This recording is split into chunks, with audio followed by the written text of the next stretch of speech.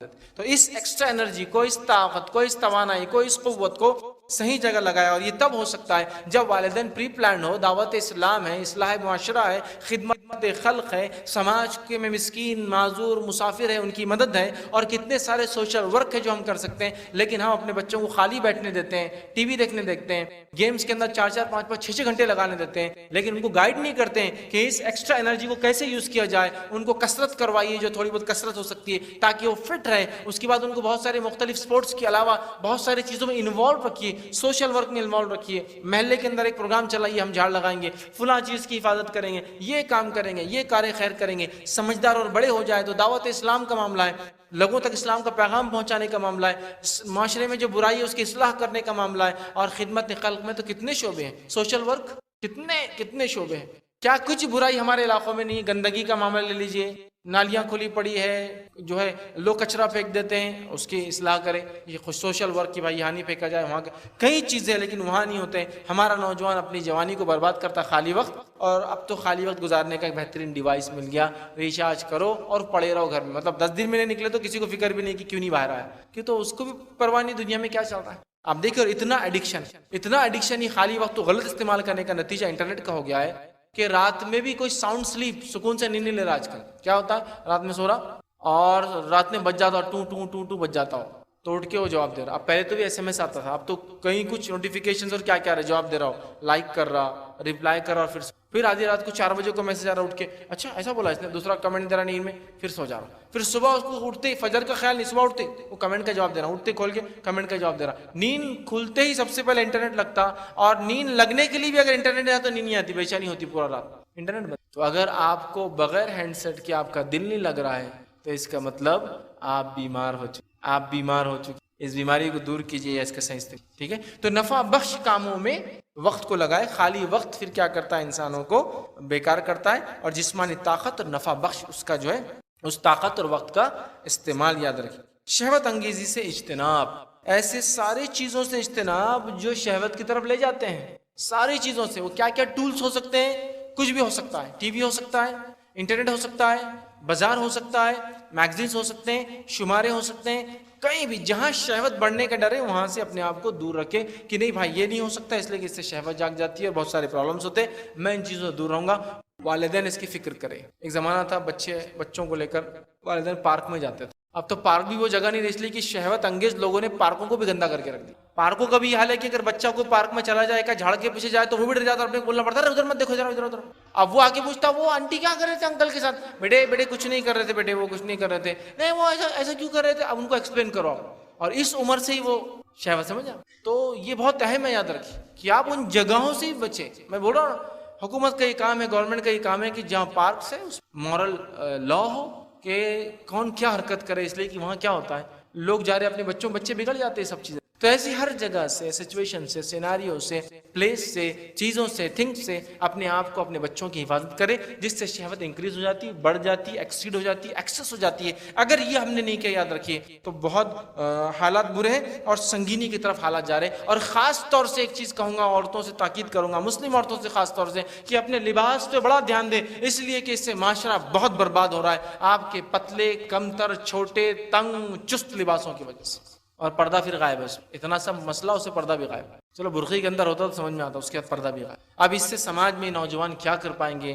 بگاڑ کیسے نہیں آئیں گا، شہوت کیوں نہیں بھڑکیں گی، برائی کیوں نہیں عام ہوں گی. پھر چاہے سامنے والے اور شادی شدہ اور غیر شادی شدہ ہو، کچھ نہ کچھ تو پرابلمس کرنے والے ہیں، چونکہ شہوت بڑھنے کا یہ ذریعہ ہے. اسی طرح 5ویں چیز جو ہے شہوت پر کنٹرول کر سکتے وہ یہ ہے، جب کوئی عورت بھلی لگے تو اپنے بیوی کے پاس انسان جائے. یہ شادی شدہ لوگوں کے لیے حل ہے. نبی اکرم صلی اللہ علیہ وسلم نے فرمایا جب کوئی عورت تم کو راستے میں دکھے اور تم کو بھلی لگے، شہوت جاگ جائے، دل اس پر آ جائے، اپنے گھر میں چلے جاؤ، اس لیے کہ جو اس کے پاس ہے وہ تمہاری بیوی کے پاس بھی ہے. اس سے انسان کنٹرول کر لیتا ہے اپنی شہوت کے اوپر. صحیح مسلم کی روایت ہے، آپ نے فرمایا عورت شیطان کی شکل میں سامنے آتی ہے. مطلب غیر محرم عورت کو شیطان کیا کرتا ہے، عورت شیطان کی شکل میں سامنے آتی ہے. مطلب جب آتی ہے تو ایسا لگتا کہ بہت خوبصورت، چونکہ شیطان اس کو ایکسٹرا بیوٹیفائی کر دیتا ہے، آپ کو اٹریکشن زیادہ ڈالتا ہے. تو عورت شیطان کی شکل میں بولے تو بری شکل میں نہیں، شیطان اس کو ایکسٹرا بیوٹیفائی کر کے بتاتا ہے بہت خوبصورت، دیکھ کتنی خوبصورت ہے. شیطان کی شکل میں سامنے آتی ہے اور شیطانی صورت میں ہی واپس جاتی ہے. گو جب تم میں سے کوئی کسی عورت کو دیکھے تو اپنی بیوی کے پاس آئے.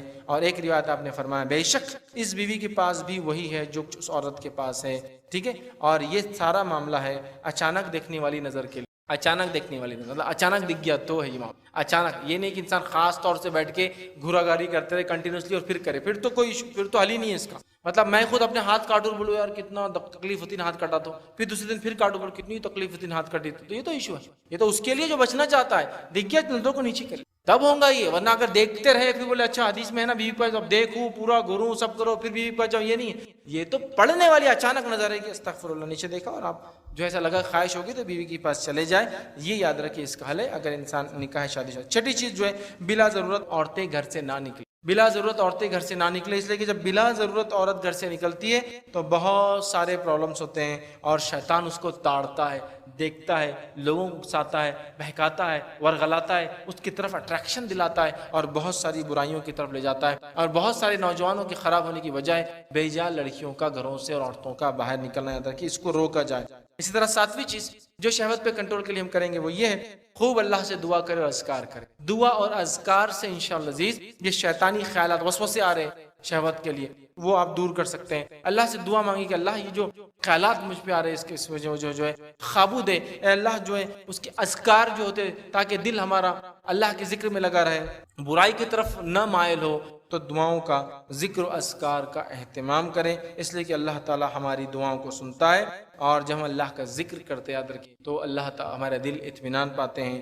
اور قرآن کے اندر یوسف علیہ السلام کا واقعہ ہے. سورہ یوسف سورہ نمبر 12 آیت نمبر جو ہے 33 اور 34 میں اللہ نے فرمایا, اور میں گزارش کروں گا نوجوانوں سے اور نوجوانوں کے والدین سے ضرور اپنے بچوں کو سورہ یوسف ضرور پڑھائیں. سورہ یوسف جو نوجوان پڑھیں گا انشاءاللہ یہ وہ نوجوان ہیں یوسف علیہ السلام جس کو اللہ رب العزت نے خوبصورتی کا ایک بڑا حصہ دیا تھا. آپ سن فرمائیں بڑا حصہ, یہ نبی ہے اللہ کی. اور نسل کے اعتبار سے حسب کے اعتبار سے تو وہ اعلیٰ حسب کہ ابراہیم علیہ السلام جد اعلیٰ ہے.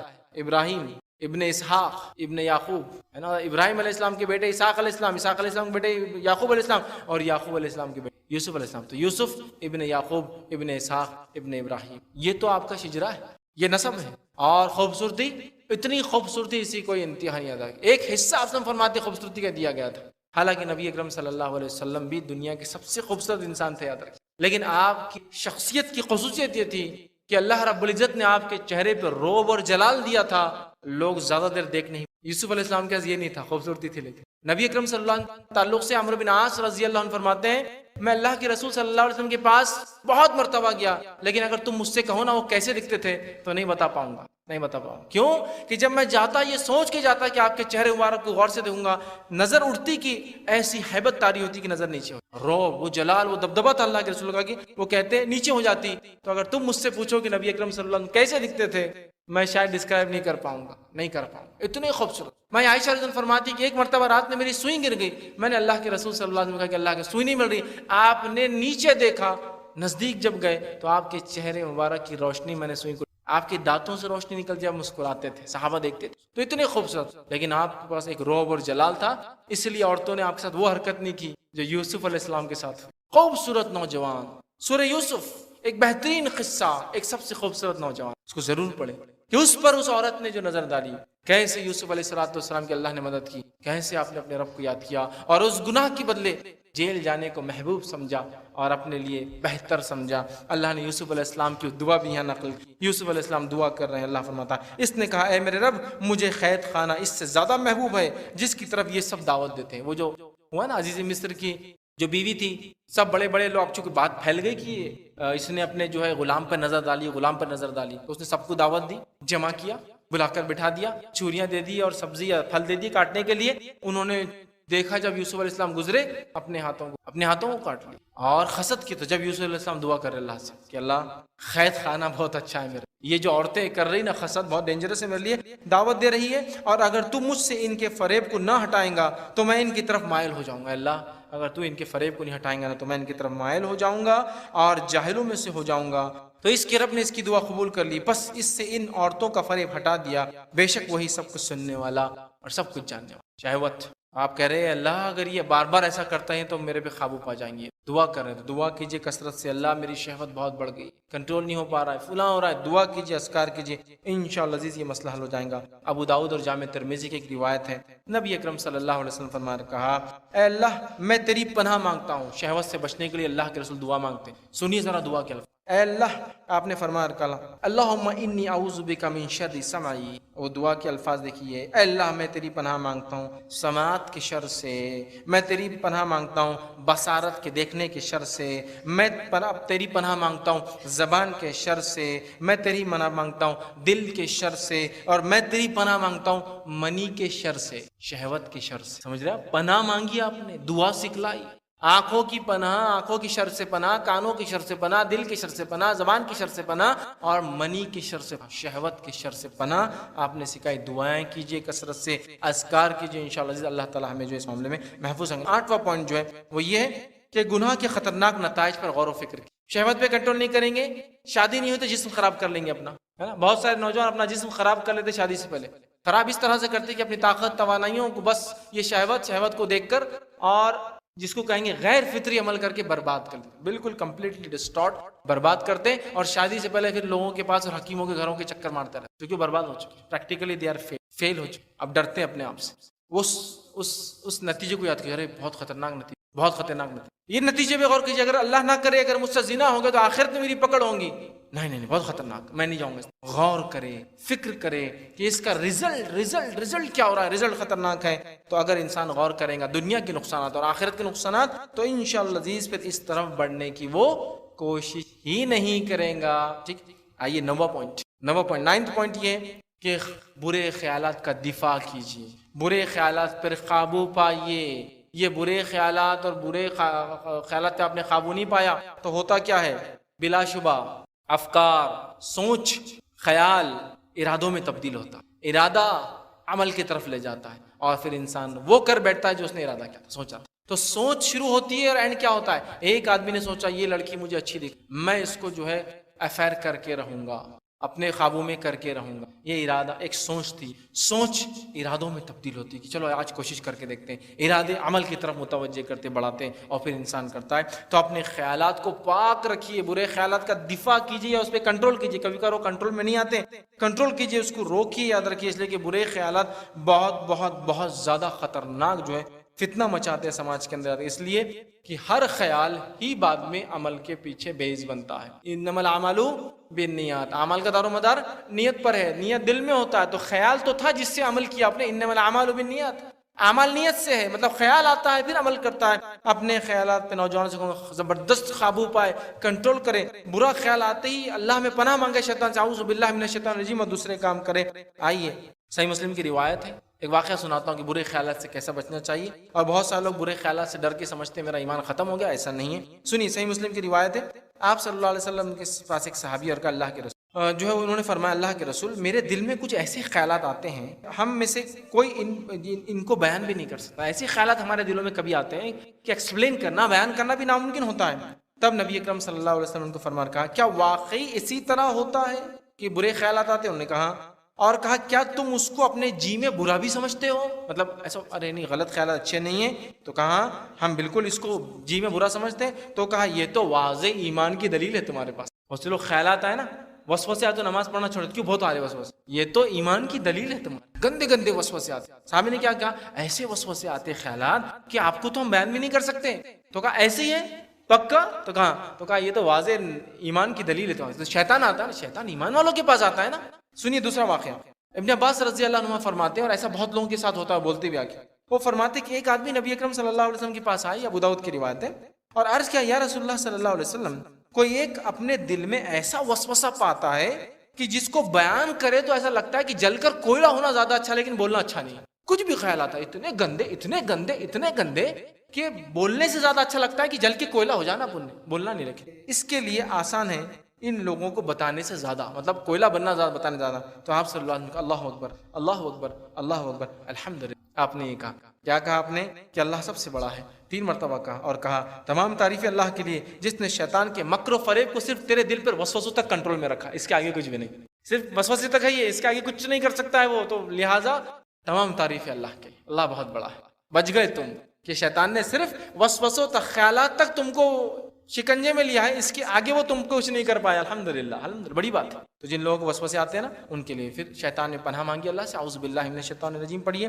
اسی طرح شیطانی خیالات کو رحمانی خیالات سے چینج کیجیے. جیسا شیطان خیال ڈال رہا ہے گندے گندے خیالات، تو اچھے اچھے خیالات لائیے. آپ لوگوں کے لیے گارڈن بنا دوں گا، لوگوں کی کر دوں گا، پانی کا نظم کر دوں گا، کھانا کھلاؤں گا انشاءاللہ، اللہ نے مال دیا تو مسجد تعمیر کروں گا، مدد کروں گا یتیموں کی، اچھے خیالات ریپلیس کیجیے. برے خیالات آ رہے کہ اس کو مار دو، اس کو قتل کر دو، عورت کو لے کر بھاگ جاؤ، فلاں کرو، یہ کرو، اس سے زنا کر لو، فلاں کرو، ریپلیس کیجیے اس کو خیال کہ میں انشاءاللہ امت کی مسلمہ کی جو لڑکیوں کے نکاح ہیں ان کے نکاح کرانے مدد کروں. ریپلیس کیجیے، مطلب فوراً برے خیالات کو نیک خیالات سے ریپلیس کیجیے، ورنہ خیال آئیں گے، فکر بنے گی، ارادہ بنے گا، عمل پہ ہو جائیں گے اور عمل کر کے گناہ. ٹھیک ہے، تو یہ بڑی اہم چیز ہے. 10 اور آخری پوائنٹ، بہت امپورٹنٹ پوائنٹ ہے، یاد رکھیے، بہت امپورٹنٹ پوائنٹ ہے. اور وہ پوائنٹ کیا ہے؟ خائن نظر سے اجتناب. خائن نظر، وہ نظر جو خیانت کرتی ہے. اس لیے کہ اصل جو شہوات جو ہم کو کنٹرول میں کرتی ہے نا، وہ شروعات یہیں سے ہوتی ہے. تو نظر پہ کیسے کنٹرول کیا جائے، اس کے تعلق سے میں چند باتیں آپ کے ساتھ رکھتا ہوں، چونکہ یہ 10 اور آخری پوائنٹ ہے بچنے کے لیے، اور سب سے امپورٹنٹ پریکٹیکل ایمانیات وغیرہ وہ سب عمل ہم بتاتے ہوئے. اب ایمان وغیرہ ذکر اذکار سب ہو رہا، لیکن نظری کنٹرول میں نہیں تو باقی چیز عمل نہیں. مطلب آپ دوا کھا رہے بیماری کے لیے اور وہ بیماری بھی کھاتے ہیں کہ جس سے بیماری بڑھتی ہے، تو پھر اس کا کوئی فائدہ نہیں ہوگا. یاد رکھ. تو آخری پوائنٹ ہے کہ خائن نظر سے اجتناب. نظر، اب یہ بڑا اہم پوائنٹ تھا، یاد رکھیے کہ نظر اگر حفاظت نہیں ہوگی نا تو باقی ساری چیزیں نہیں ہوں گی. آئیے سب سے پہلی چیز تو یہ سورہ غافر سورہ نمبر 40 آیت نمبر 19 میں اللہ رب العزت نے دیکھی کیا فرمایا اور کہا، یعلم خائنۃ الاعین وما تخفی الصدور. اللہ فرماتا ہے وہ خیانت کرنے والی آنکھ کو اور سینوں کے پوشیدہ باتوں کو جانتا. خیانت کرنے والی آنکھ کو اور سینوں کے پوشیدہ باتوں کو جانتا ہے. علامہ ابن کثیر رحمہ اللہ اپنی تفسیر میں عبداللہ ابن عباس رضی اللہ عنہما کا قول بیان کرتے ہیں کہ یہ خائن نظر کیا ہوتی ہے جو میں نے بولا. وہ کہتے ہیں کہ خیانت کرنے والی آنکھ کا معنی بیان کرتے ہوئے فرماتے عبداللہ ابن مسعود رضی اللہ عنہما، اس سے مراد وہ آدمی ہے جو کسی کے گھر میں داخل ہوتا ہے اور وہاں پر کوئی خوبصورت عورت ہوتی ہے، یا کسی قوم پر سے گزرتا ہے اور وہاں کوئی خوبصورت عورت ہوتی ہے، ان کے ساتھ بیٹھتا ہے، اور جب لوگ نہیں دیکھتے تو عورت کو دیکھتا ہے، اور جیسے ہی لوگ دیکھنے لگے تو نیچے نظر کر کے بیٹھ جاتے ہیں. اس کو بولتے ہیں خائن نظر.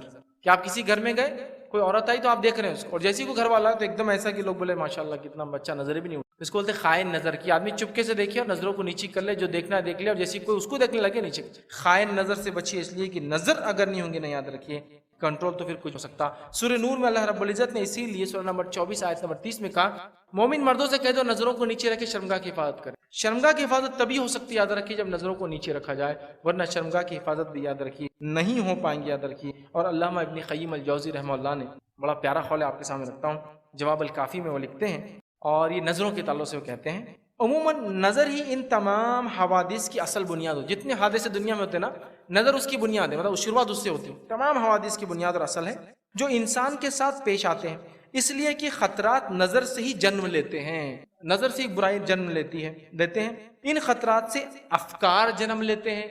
جب نظر دیکھتی ہے تو فکر پیدا ہوتی ہے، افکار جو جنم لیتے ہیں. ان افکار سے شہوت جنم لیتی ہے، شہوت سے ارادے بنتے ہیں. پھر لکھتے ہیں یہ ارادے پختہ ہوتے رہتے ہیں، یہاں تک کہ عزم مصمم بن جاتے ہیں، پکا ارادہ بن جاتے ہیں، جس کے نتیجے میں لازمی طور پر فعل واقع ہو جاتا ہے. کتنے سٹیپس لکھ رہے ہوں. نظریں دیکھتی ہے، بار بار دیکھتی ہے، فکر میں تبدیل ہوتا ہے، فکریں جو ارادوں میں تبدیل ہوتی ہے، ارادے پکے ارادے میں تبدیل ہوتے ہیں، پکا ارادہ عمل کی طرف پھر انسان کو مجبور کر دیتا ہے. پھر وہ لکھتے پر فعل واقع ہو جاتا ہے جب تک کہ اس پر کوئی رکاوٹ نہ پیش کی جائے.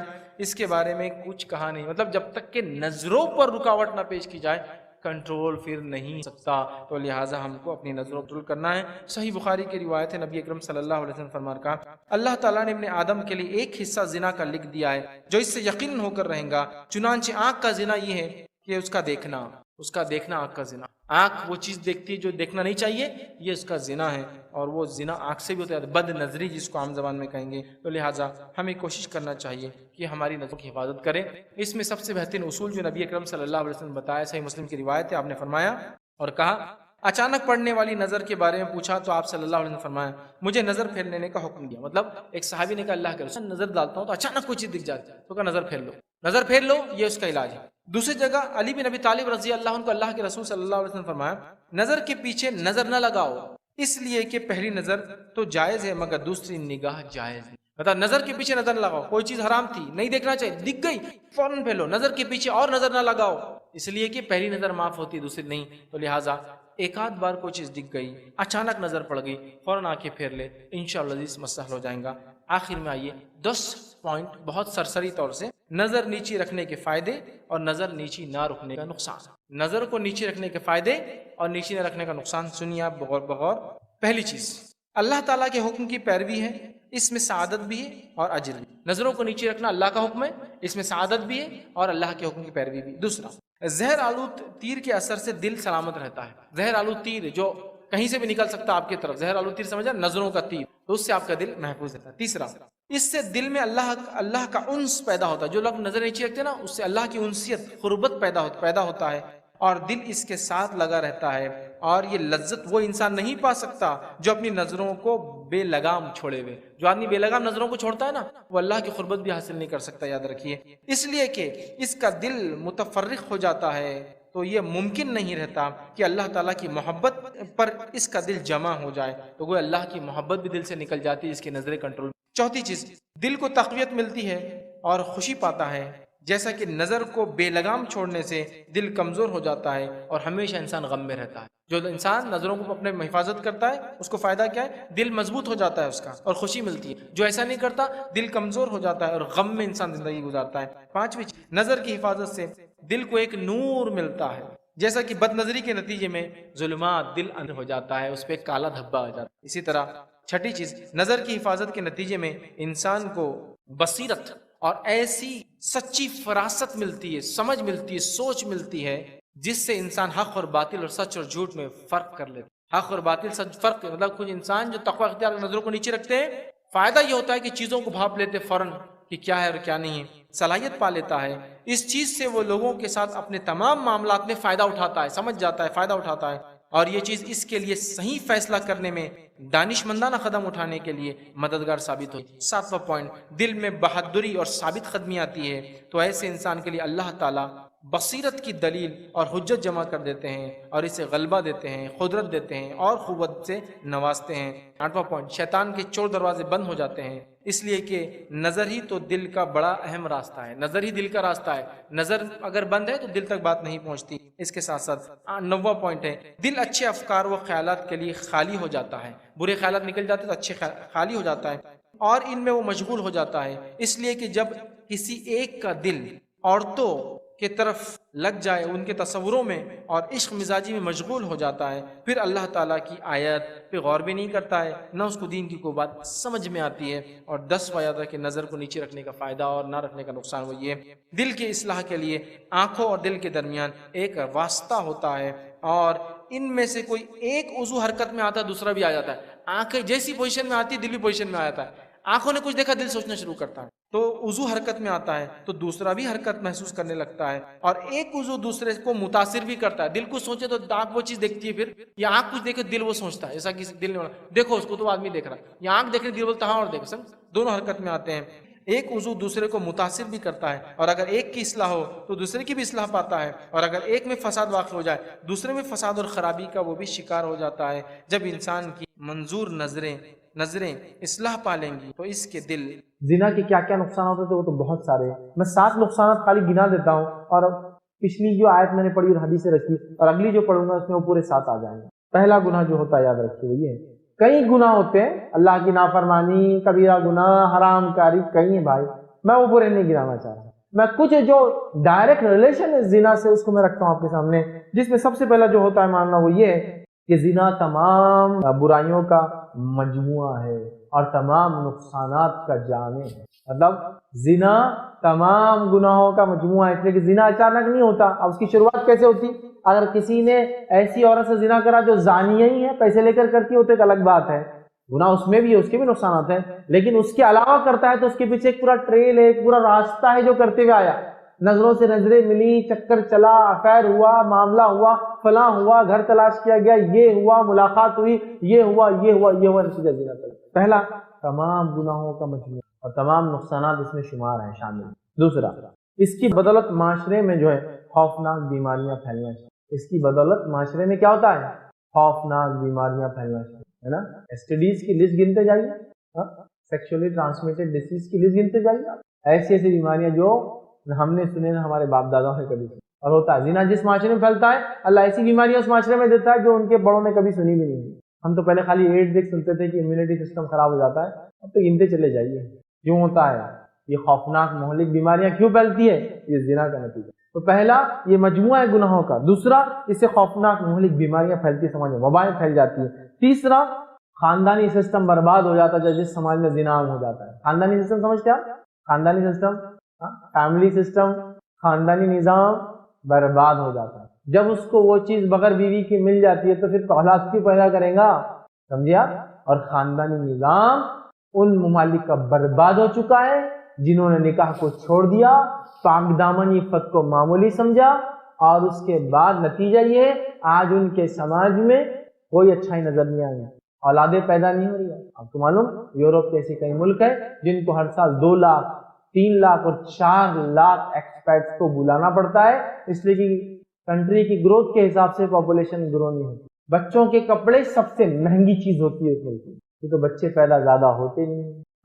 मालूम आपको शहर कब्रिस्तानों में तब्दील हो रहे हैं। मैं नहीं कह रहा हूँ कि आज शहर था, एक साल बाद कब्रिस्तान, लेकिन एक शहर था 1900 फलां से बसा हुआ, आज कब्रिस्तान में तब्दील हो गया। लोग मर खप गए, आबादियां बढ़ी नहीं क्योंकि शादी करते नहीं, जीना आम है, इफ़्फ़त पाक दामनी कोई अहमियत नहीं। नतीजा औलाद पैदा क्यों करे, जिम्मेदारी क्यों ले, कमाए क्यों किसी के लिए?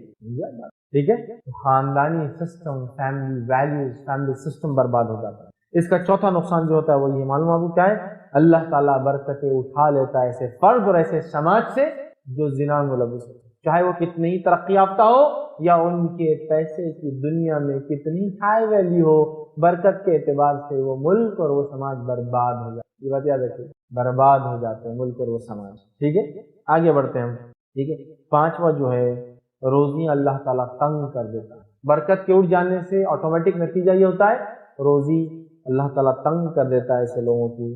छठा नुकसान ये होता है अदावतें और दुश्मनियां बढ़ जाती हैं। समझा? किसी ने किसी से जिना किया, अब उसकी किसी से शादी होगी, शादी के बाद इसको पता चला अब ये शोहर उसका दुश्मन, उसका क्या, इसके जानी का बोलो क्या बोलो, वो उसका दुश्मन, ये इससे शादी कर रही, वो इसको मारने के पीछे तुला हुआ। अदावतें फैलती है, जिना बहुत खतरनाक अदावत, समाज खूनी हो जाता है। मैं आपको बताऊं रिकॉर्डिंग में शहर ममालिक का नाम लेने से एहतियात करते हैं। मैं आपको बताऊं दुनिया के ऐसे शहर जहाँ जिना आम है, जहाँ बगैर कपड़ों के आप घूम सकते हैं, जहाँ जिना करने लोग दुनिया भर से आते हैं। हालांकि दुनिया के बड़े मशहूर मारूफ शहर है, दुनिया के छोटे खत्ते हैं, सबसे अच्छी मिलिट्री और पुलिस अपने आप को बताते हैं, लेकिन इसके बाद भी जिना करने लोग आते हैं। मतलब ये मर्द औरतें ऐसे नहीं है जो इश्क मिजाजियां करके जिना करते हैं, वो वहां से आते हैं, दानियों को लाइसेंस दिया जा चुका है, प्रोस्टिट्यूशन आम है, पैसा देकर करते हैं, लेकिन वो भी दुनिया के ऐसे इलाके जहाँ सबसे ज्यादा क्राइम होते हैं। आप देख लीजिए दुनिया के जहां जिन इलाकों में जिना होता है वहां क्राइम रेट सबसे ज्यादा होता है। और मैं ये पेड बोल रहा हूँ, पेड, जहां वो औरतों का काम ही है जिना करना, वहां भी जब आदमी जाकर जिना करता है क्राइम सबसे ज्यादा वहां होते हैं। अब बोलेंगे हमने वहां क्या झगड़ा, ये औरत तो उसी काम के लिए रेडी है, ये आदमी जा रहा है, लेकिन आपको पता है क्राइम रेट ऐसे इलाकों का सबसे ज्यादा होता है। अल्लाह की बरकतों को छीन लेता है और अल्लाह की लानत के बरकत सबसे ज्यादा क्राइम रेट। देख लीजिए आप उठा के सिटी एक एरिया वहां जिना होता है, हालांकि जिना पेड़ है, वहां को उसका शौहर या उसके खाना में लड़ने नहीं आएंगे, लेकिन वहां क्राइम रेट अल्लाह ताला ऐसी करता है। वबा है ये बीमारियों की जिसको हम बोलेंगे, मतलब क्राइम की, तो अदावतें बढ़ जाती है, क्राइम बहुत होता है। इसी तरह जो है बर्बरियत आम हो जाती, खून और कत्ल और गारतगिरी जहाँ जिना होता है आम है। देखिए कितनी जिंदगियां बर्बाद होती है जिना की वजह से, कि खून तक बात चली जाती है, किसी को पता चलता है उसने मेरी घरवाली के साथ ये किया, फुलां के साथ, इसने खत्म कर दिया। तो चाहे इत्तेफाक की राय से ना हो, लोग अपनी बहनों को अपने रिश्तेदारों को खत्म कर देते हैं। ये गलत बात है। शरीय एतबार से अदालत में सारी चीजें होंगी, किसी को हक नहीं है कि किसी को खुद सजा दे जाता है, शरीयत में भी और दुनिया में समाज। लेकिन ये सब होता है, जिना जैसी बुराई के नताइज है। ठीक है, मुस्नद अहमद की रिवायत, नबी अकरम सल्लल्लाहु अलैहि वसल्लम फरमाते हैं, गौर से सुनो, मेरी उम्मत इस वक्त खैरियत से रहेगी। मैंने कहा ना 7 गुना मैं पिछले गिना चुका हूँ, कुछ गिना चुका और अब गिना रहा हूँ बात। मेरी उम्मत इस वक्त तक खैरियत से रहेंगी जब तक इसमें जिना की पैदावार वाले बच्चे आम ना हो जाए। जिना होगा लेकिन औलादे भी तो होंगी ना, जिना की औलाद। आइए आगे बढ़ते हैं। नबी अकरम सल्लल्लाहु अलैहि वसल्लम फरमाते हैं, मुस्नद अहमद की रिवायत जो हम देख रहे थे, मेरी उम्मत इस वक्त तक खैर से रहेंगे जब तक इसमें जिना की पैदावार बच्चे आम ना होंगे। फिर जब इनमें हरामी बच्चे आम हो जाएंगे, इन बच्चों का कसूर तो नहीं है लेकिन वो आम हो जाएंगे, اور وہ بھی کوئی باز نہیں آئیں گے اس حرکت سے، وہ بھی ایسی ہی کریں، عام ہو جائیں گے، تو اللہ انہیں عذاب عام میں مبتلا کرے، کیونکہ سارا سماج اس کو معمولی سمجھے گا، سارا سماج اس کو معمولی سمجھیں گا، اور یہ آج ہو رہا ہے، میں آپ کو کہہ رہا ہوں اس کو سیریس لیجیے، یہ ہو رہا ہے، یہ شادی کے پہلے کے بچے، شادی کے بعد کے بچے، ہاں یہ ہو رہا ہے، یہ اس کے عاشق کے بچے، اس کے شوہر کے بچے، ایکسیپٹیبل ہو رہا ہے بھائی۔ لیگل ریلیشن شپ کو لیگل مانا گیا، لیگل ریلیشن شپ سے پیدا ہونے بچے لیگل ہوں گے، اور لیگل وہ بچوں کو ماں اور باپ میں اختیار ہے بچہ جس کے ساتھ رہے، تو ظاہر سی بات ہے شادی کے بعد جب بولیں گے تو یہ بولنا پڑے گا نا، شادی کے پہلے کے بچے، شادی کے بعد کے بچے، کیا بولیں گے؟ اور یہ زنا کے بچے، یہ شادی کے بچے، کیا بولیں گے؟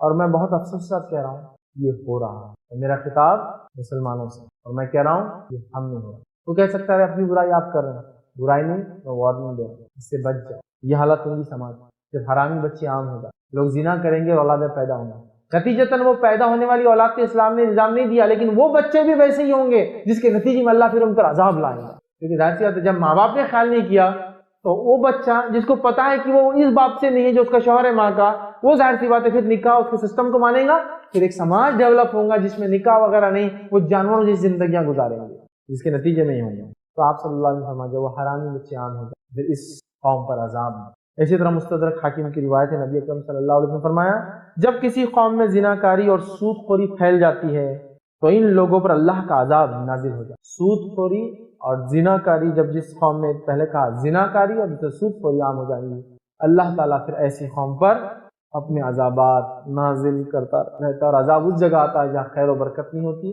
جب عذاب آتا ہے تو وہاں اللہ کے روزیوں کو تنگ کر دیتا ہے، برے حال میں ڈال دیتا ہے۔ ہاں دکھنے کے اعتبار سے فراوانی نہیں ہوتی وہ قوم، لیکن دل کے اعتبار سے پھر بھی غریبی ہوتی، اس لیے کسی مالداری سے انسان کو سکون نہیں ہوتا ہے۔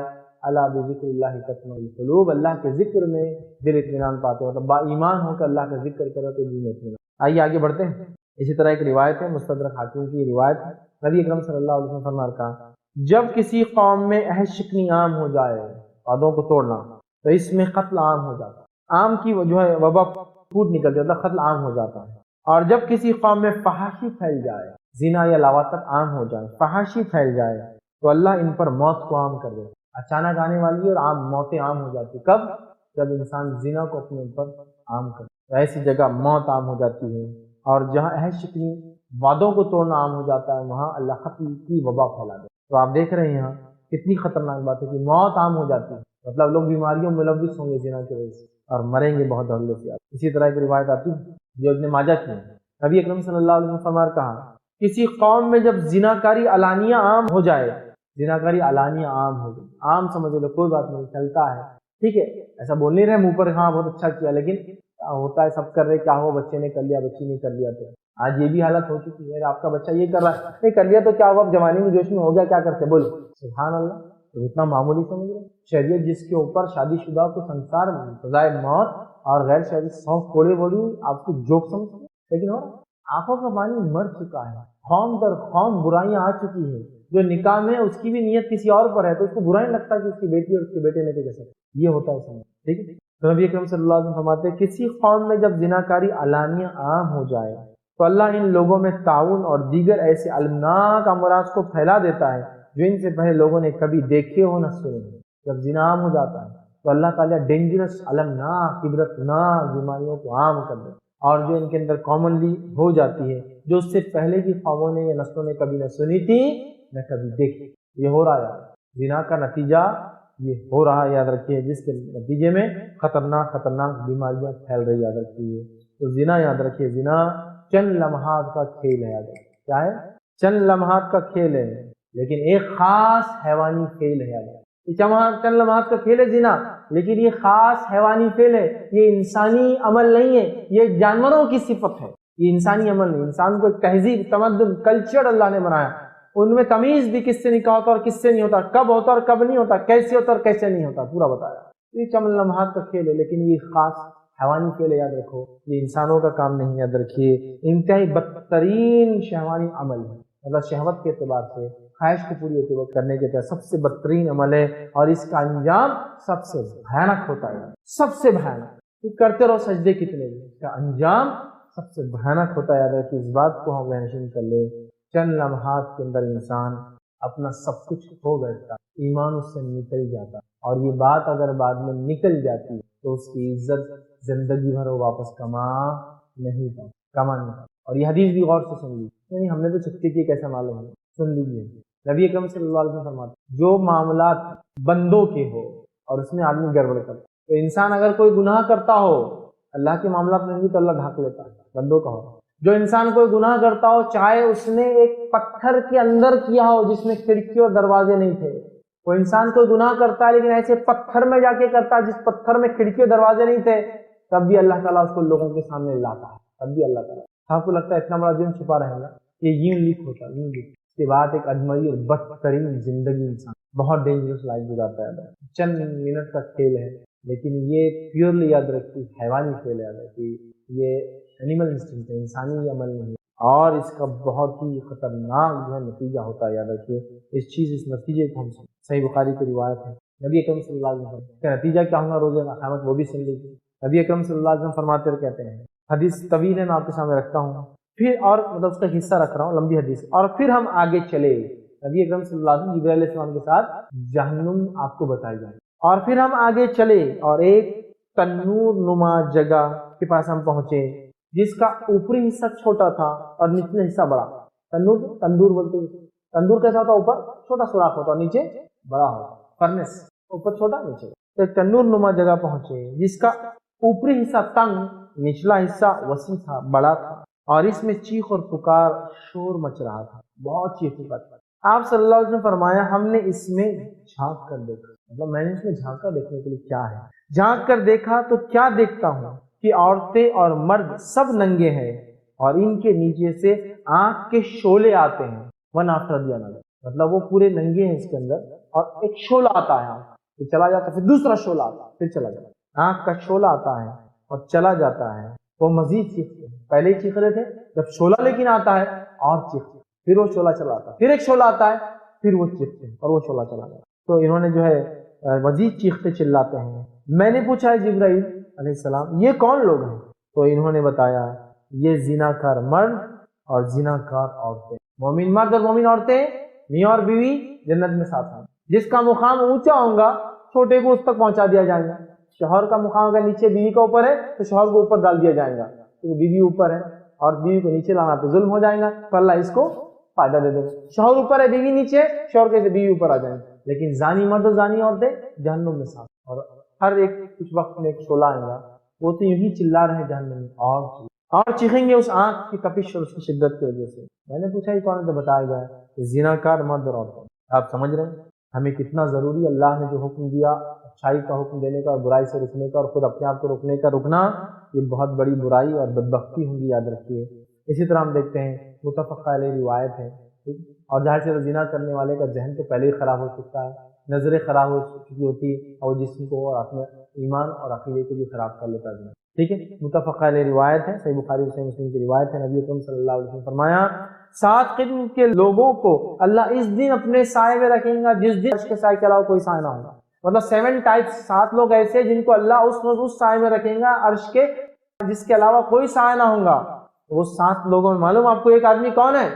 جس نے اپنی عفت اور پاک دامنی کو بچا کر رکھا اور زنا سے بچا. وہ بھی ایک نوجوان ہوگا جس کے تعلق حدیث میں الفاظ ہے کہ وہ شخص بھی اس کے اندر ہوگا جس کو ایک منصب والی، جہاں اور جلال والی، عام عورت نہیں، منصب ہے، پوزیشن، جہاں اور جلال ہے، اس کا دبدبہ ہے، مارکیٹ ویلیو ہے اس کی. مطلب ایسی عورت جس کا کیس راز فاش نہیں ہو سکتا آسانی سے. عام لوگوں کا ہو سکتا راز فاش ہو جائے، عام لوگ ہو سکتا پکڑے جائے، مالدار لوگ تھوڑی آسانی سے. تو آپ فرماتے ہیں عفت اور پاک دامنی کی اہمیت سنیے کہ ایک وہ شخص بھی ذکر کیا جس کو کوئی جاہ و منصب والی، حسین حسن اور جمال والی، صرف جاہ اور منصب نہیں، اس میں وہ خوبصورتی ہے جو اس کو اپیل کرتی ہے، اٹریکٹ کرتی ہے. اس میں منصب ہے، مقام ہے، پوزیشن ہے، مال ہے، اس کے ساتھ ساتھ وہ خوبصورت عورت ہے.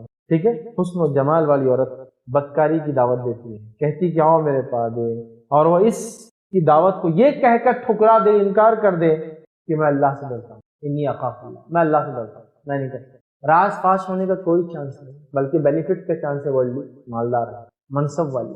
دوسرا خوبصورت بھی ہے. چلو انسان کو اگر پیسہ نہ بھی ملا لیکن اس کی دل کی تمنا پوری ہو جائے تو آدمی کر لیتا ہے. دونوں اٹریکشن ہے اور وہ دونوں پہ کہتا ہے میں اللہ سے ڈرتا ہوں، میں نہیں کرتا. تو ایسا نوجوان بھی اس روز اللہ کے عرش کے سائے کے اندر ہوگا جس روز اس سائے کے علاوہ کوئی سائے. عفت اور پاک دامنی کی اہمیت، زنا سے اپنے نفس کو بچانے کا کیا ہے فائدہ، عرش کے نیچے رہے گا. جس کو دعوت دی جا رہی ہے اور اس سے دور رہے. سمجھ رہے ہیں بات؟ تو نوجوانوں میری بات کو غور سے اپنی نفس کو پاک دامن پاک باز، بہت اہم سرمایہ ہے. یہ ایک بار کھو جاتا ہے نا کہ کبھی لوٹ کر نہیں آتا ہے. معلوم کبھی لوٹ، ایک ڈریس میں آپ نے چاک مار دیا، یہ ڈریس ریپیریبل نہیں ہے. کبھی مت کرو، کبھی مت ہونے دو. دوسرا، زنا سے اپنے آپ کو بہت خطرناک، بہت بہت بہت خطرناک چیز ہے، یاد رکھو. لیکن افسوس کی بات ہے